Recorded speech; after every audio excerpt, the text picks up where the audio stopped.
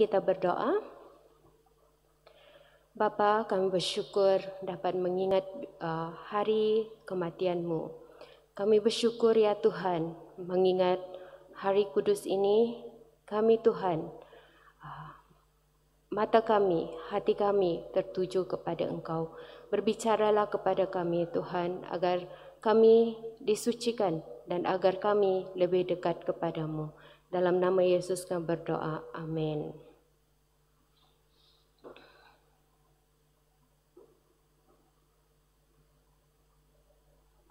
Yohanes 12:20 hingga 36. Mengamati ramalan Kristus tentang kematiannya sendiri. Tajuknya, bukan kehendakku tetapi kehendak Bapa di syurga terlaksana. Kita masih ingat perayaan Paskah minggu lalu di mana kita pusing ke satu parking lot dan kita kembali ke gereja. Di sana kita bersorak Hosana, Hosana. So, kamu tahu maksud Hosana itu kan? Dibebas, minta Tuhan selamatkan, minta Tuhan bebaskan. Jadi itulah expectation, itulah yang di-expect oleh orang ketika mendengar Yesus masuk ke Jerusalem. Mereka berfikir bahawa Yesus akan jadi raja. Yesus akan jadi pemerintah baru yang akan menggulingkan pemerintahan Roma pada masa itu dari penjajah. So, itulah yang orang berfikir bahawa Yesus akan menggulingkan pemerintahan pada masa itu. So, kita tengok di sini Filipus, bukan, orang Greek, orang Yunani, datang secara sembunyi-sembunyi berjumpa dengan pengikut Yesus untuk bercakap dengan Yesus untuk menarik Yesus keluar daripada orang ramai. Tetapi Yesus menjawab mereka, telah tiba saatnya anak manusia dimuliakan. Telah tiba saatnya anak manusia dimuliakan. Dia mengatakan bahawa dia akan menuju ke salib. Dia akan ditangkap, dia akan diseksa dan dia akan mati untuk kita. So, itu dia tahu rancangannya. Dia tahu dari mulanya, dari kelahirannya, dan misinya adalah untuk mati disalibkan. Supaya ramai orang diselamatkan. Ramai jiwa-jiwa diselamatkan daripada hukuman dosa kekal. So, sebab itu dia berkata, telah tiba saatnya anak manusia dimuliakan. Bukan yang dipikirkan mereka bahawa mungkin mereka ingin menyelamatkan Tuhan Yesus daripada orang Farisi, daripada ditangkap, daripada disesah. Tetapi Yesus menuju ke situ. Ada tujuannya, ada misinya. Dia tahu dia akan ditangkap. So, misi Tuhan, next slide. Misi Tuhan adalah mati di atas kayu salib untuk menyelamatkan ramai jiwa-jiwa.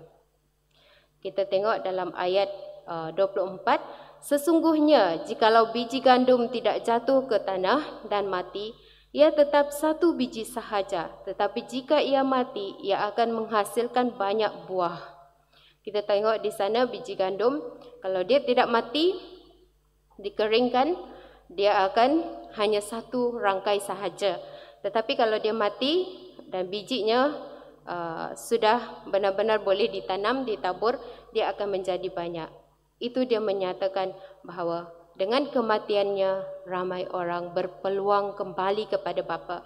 Kalau kita tengok dalam perjanjian lama, selama 400 tahun Tuhan berdiam. Kerana manusia sangat berdosa. Kerana sukar sekali manusia untuk berhubung baik dengan Tuhan. Pasti kalau ikut hukum, pasti ada kegagalan, pasti ada kelemahan. Tetapi sekarang, melalui Yesus Kristus, kita boleh diselamatkan. Melalui Yesus Kristus, kita mendapat penyelamatan. So, melalui dia, kita, jiwa kita diselamatkan. Hidup kita bermakna kembali. Jika dulu menuju kebinasaan, tetapi Yesus buka peluang kepada semua orang supaya kita menerima penyelamatan, iaitu kehidupan kekal dengan berjalan bersama Yesus, dengan menerima Yesus sebagai Tuhan dan Juru Selamat. Dia berkata lagi, barang siapa mencintai nyawanya, ia akan kehilangan nyawanya. Tetapi barang siapa tidak mencintai nyawanya di dunia ini, dia akan memeliharanya untuk hidup yang kekal. Bukan bermaksud dia suruh kamu tidak mencintai hidup kamu, tetapi hidup kita berfokus kepada kehidupan kekal. Hidup kita di dunia ini bukan selamanya, tetapi sementara. Tetapi ada kehidupan lagi selepas ini. Dan kita tahu di sana ada dua jalan sahaja, sama ada di neraka ataupun di syurga.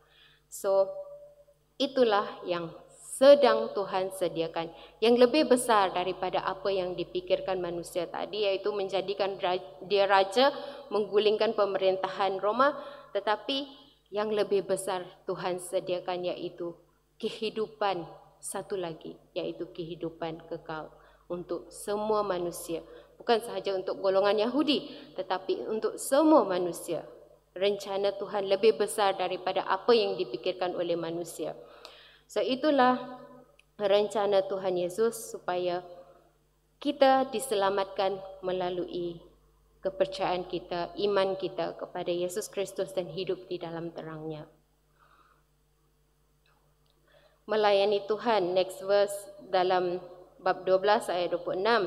Dia berkata, barang siapa melayani aku, ia harus mengikut aku.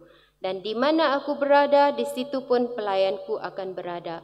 Barang siapa melayani aku, dia akan dihormati Bapa. Misi Tuhan, seperti yang saya cakap tadi, adalah menjadi korban keselamatan bagi semua orang.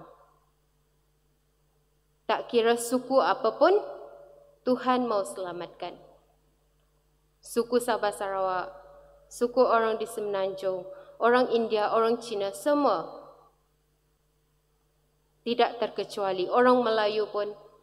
Misi Tuhan adalah penyelamatan untuk semua orang. Membawa damai, syurga, membawa hubungan baik antara kita dengan Allah. Itulah misi keselamatan Tuhan yang lebih besar daripada apa yang kita pikirkan. Kita juga dipanggil untuk menjadi anaknya, menjadi pengikutnya. Mati dari hidup kita yang berdosa atau kepentingan kehidupan kita sendiri untuk kemuliaan Tuhan. So, kepercayaan kepada Tuhan, iman kepada Tuhan itu bukanlah sesuatu yang simple atau mudah, tetapi satu pengorbanan. Ketika kamu percaya kepada Dia, saya percaya kamu bergumul. Bergumul dengan keinginan daging kita sendiri. Bergumul untuk membuang kita punya keinginan kedagingan. Bergumul untuk berjalan ikut kebenaran yang Tuhan tuntun. So, ikut Tuhan adalah satu pengorbanan. Ikut Tuhan adalah satu keputusan yang harus dibuat dengan hati yang sungguh-sungguh, dengan kepercayaan yang sungguh-sungguh. Sebab ketika kamu percaya kepada Tuhan, mungkin kamu menghadapi tantangan atau kamu menghadapi kesusahan-kesusahan lain. Bagi saya sendiri, saya bukan dari keluarga orang yang percaya Tuhan. Keluarga saya sendiri menolak saya kerana saya mempercayai Yesus sebagai Tuhan. So, mengikut Tuhan itu satu persembahan kita kepada Allah. Satu pengorbanan kita kepada Tuhan. Sesuatu yang kita tinggalkan. Kalau cara hidup kita yang dahulu berdosa, kita harus tinggalkan. Sebab hidup kita harus lagi bersatu dengan Tuhan. Sebab Tuhan itu terang. Kita semua sudah dipanggil anaknya dan pengikutnya. Saya percaya setiap orang ada pelayanan yang Tuhan letakkan di hati. Dan kita harus pikul salib. Bukan sahaja kita terpanggil untuk menjadi hamba Tuhan di pulpit, tetapi mungkin kamu terpanggil di tempat-tempat lain menjadi cikgu, menjadi lawyer, menjadi pemimpin dalam politik, tentu bergumul. Kalau kita tengok politik kita dengan cara kehidupan orang Kristian atau kehendak Tuhan lain daripada kehendak yang dunia praktikkan. Kalau yang sudah selesa dengan kehidupan berdosa, bila terang itu datang kepada mereka, tentu mereka tidak akan selesa. Tentu mereka tidak akan rasa senang.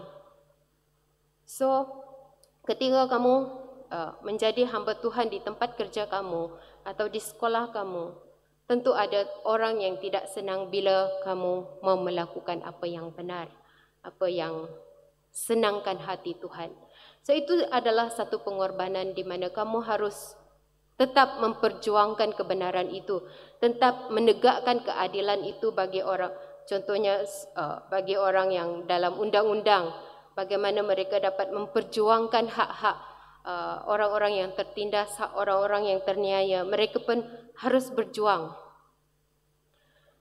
untuk menegakkan apa yang benar dan apa yang adil. Itulah yang Tuhan panggil bagi setiap orang yang percaya kepada Dia, bagi setiap orang yang menjadi pengikut Dia, bagi setiap orang yang menjadi anak Dia.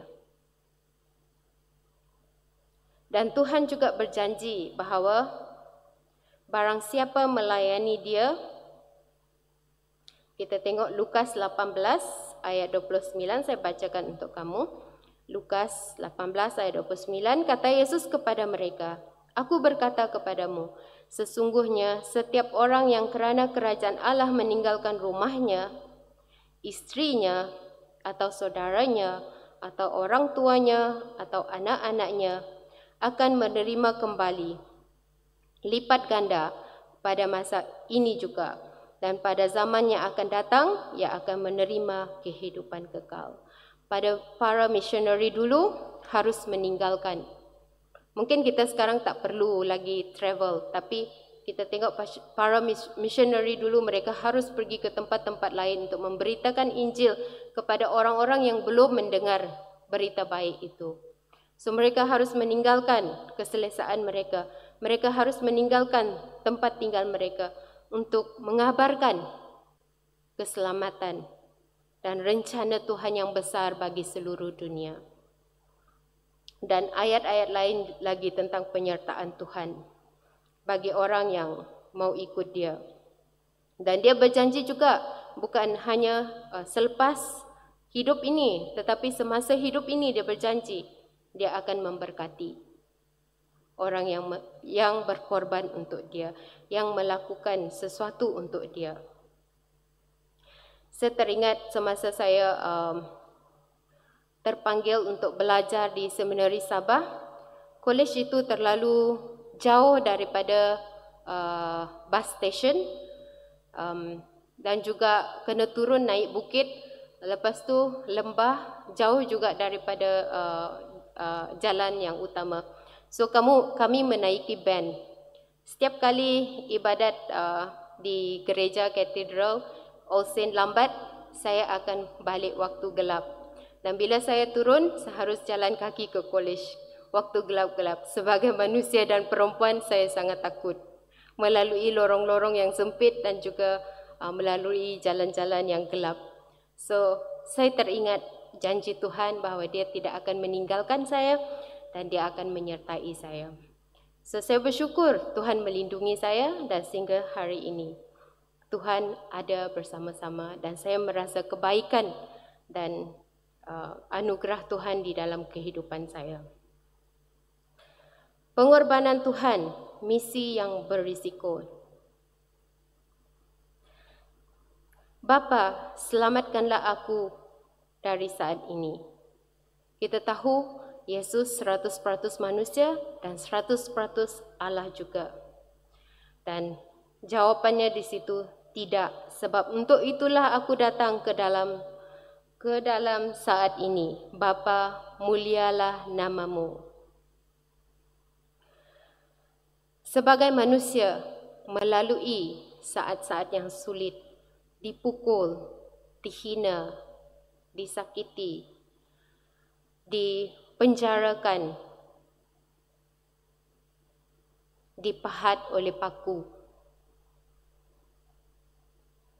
dicabuk, itu sangat menyakitkan. Sebagai manusia, itu kesakitannya teramat sangat. Tetapi Tuhan harus melaksanakan. Tuhan Yesus harus taat kepada misi dan rencana Tuhan. Walaupun itu tidak mudah, walaupun itu sakit, walaupun itu satu pengorbanan yang besar dia harus lakukan, tapi dia tahu Tuhan mempunyai misi yang lebih besar untuk manusia. Sebab itu dia berkata, tidak, sebab untuk itulah aku datang saat ini, supaya Bapa dimuliakan.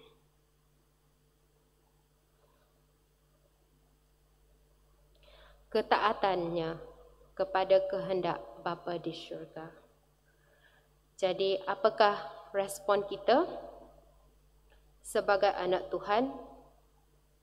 Sanggupkah kita juga bersusah untuk Tuhan, berkorban untuk Tuhan, melakukan kehendak Tuhan?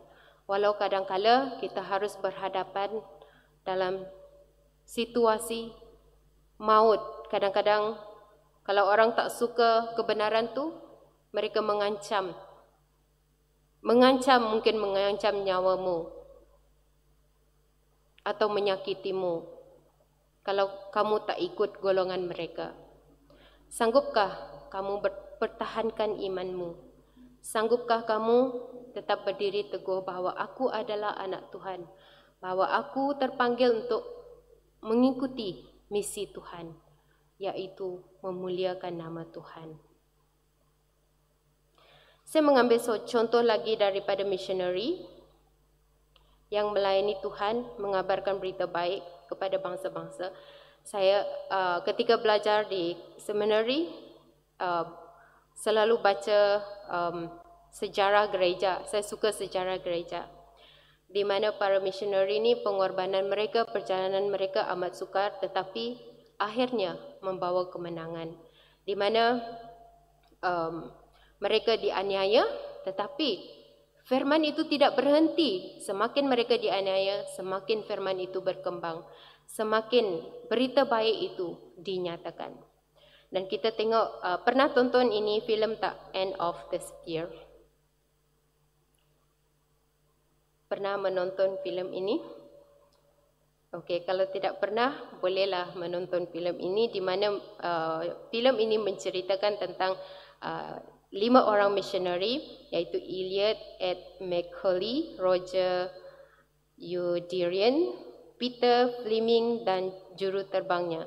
Mereka mati dibunuh kerana menginjili bangsa orang putih, orang asli ini. So, orang asli di Amazon ini, mereka selalu bergaduh di antara suku-suku, menunjukkan kehebatan mereka di antara satu sama lain.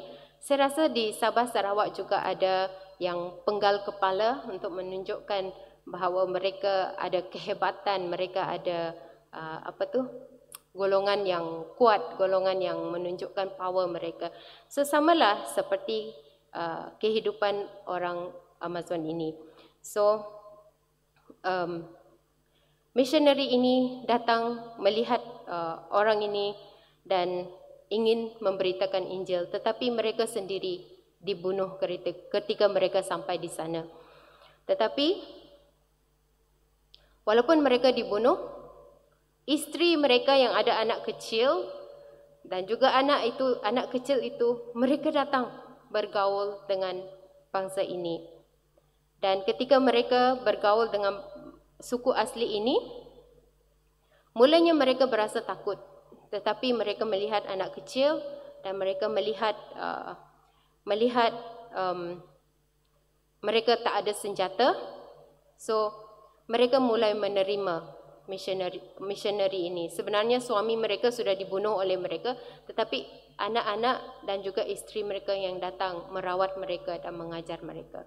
So, mereka melihat betapa besarnya kasih orang ini. Walaupun kami sudah bunuh suami mereka, kami sudah bunuh ketua keluarga mereka, tapi isteri dan anak-anak mereka datang berkawan dengan kami, merawat kami. So itu sesuatu yang mereka lihat luar biasa, kasih yang luar biasa, kasih yang sangat besar. Itulah pengorbanan. Itulah pengampunan yang besar yang mereka lihat. Selama ini kebanggaan mereka, kekuatan mereka, itu semua sia-sia. Sebaliknya, kasihlah lebih besar. Kita tengok ayat yang seterusnya lagi. Yesus mengalahkan penguasa dunia. Penguasa dunia kita tahu iblis. Dan Yesus itu adalah yang merancangkan keselamatan bagi semua orang dan merancangkan damai sejahtera. Kita tahu iblis adalah merancangkan kebinasaan, menipu dan membutakan mata semua orang supaya kita pun turut binasa bersama-sama dengan dia pada hari penghakiman. Tetapi Yesus datang menjadi terang dunia, menuntun umatnya supaya hidup di dalam kebenaran dan hidup dalam terang supaya Bapa itu dimuliakan. Jadi sebagai pengikut Yesus, sebagai anak Tuhan Yesus, kita hari ini didorong untuk hidup dalam terang. Hidup untuk memuliakan Bapa kita di syurga. Bukanlah kehendakku yang jadi, tetapi biarlah kehendak Tuhan yang jadi di dalam kehidupan kita. Sebagai kesimpulan, ada terang di sebalik kekelaman yang dilalui Yesus. Yesus harus melalui proses kematian, tetapi dia tahu ada misi dan rencana yang besar yang Tuhan sediakan bagi semua umat manusia. Taat sehingga mati dan bangkit berikan kemenangan. Kita tahu dia bukan mati membawa kekalahan, tetapi dia mati membawa kemenangan, membawa keselamatan, membawa damai di antara manusia. Biarlah kehendak Bapa terlaksana dan Yesus patut dimuliakan. Mari kita berdoa. Terima kasih Tuhan untuk kasih-Mu yang sungguh besar. Kami mengingat pengorbanan-Mu yang besar bagi kami. Engkau mati, Engkau disakiti, Engkau dipukuli kerana dosa-dosa kami ya Bapa. Ampunilah kami ya Tuhan. Dan kami berdoa Tuhan, tolong kami untuk hidup bagi kemuliaan-Mu. Dan untuk mati daripada dosa dan kepentingan diri kami sendiri. Dan hidup untuk menjadi terang di tengah-tengah masyarakat, di tengah-tengah komuniti kami ya Tuhan. Tuhan, kasih-Mu yang begitu besar, biar dinyatakan di dalam kehidupan kami. Kasih-Mu yang begitu sempurna, biar itu Tuhan dimenangkan. Karena Engkau yang patut dimuliakan, Engkau yang patut ditinggikan di dalam kehidupan kami. Kami mengucap syukur Tuhan buat rencana-Mu, buat kebaikan-Mu, buat kehendak-Mu. Dalam nama Yesus kami berdoa. Amin.